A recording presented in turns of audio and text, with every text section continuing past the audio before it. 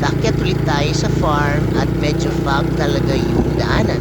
Reminder lang pala pag zero visibility tayo, kailangan natin yung ating park light at wag na wag po tayo mag-hazard para iwas disgrasya. Sanay na ho kami na nakaot palagi ang aircon dito sa lugar namin.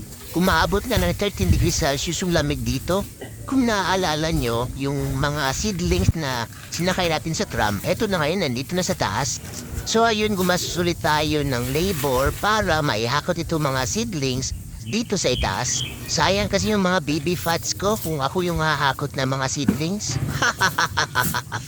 Sa mga may balak na magtanim ng kape, importante ho talaga na maganda yung similya ng kape nyo. Isa sa pangarap ko ay mapatikim sa community kung ano ba talaga ang lasa ng kape dito sa Mount Apo. Madami pa rin walang ka-idea na meron palang kape dito sa Mindanao. Pag dumating yung araw na may pop-up cafe na ako, pasupport ho naman. Plano kasi namin na magpa-pop-up cafe kami dito sa Matina, Davao City. And we will make sure na local coffee yung serve and premium quality.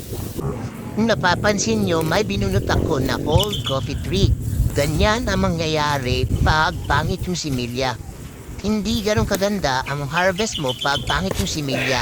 Kaya make sure maganda yung similya ng kape mo. Katulad ng palang ito. Hindi maganda yung quality, kaya madaling masira. May naitanim akong 27 bags of seedlings sa loob ng isang araw. So not bad na din ho yun. Hanggang din na lang ang atong farm vlog. Salamat sa pagtanaw. Bye!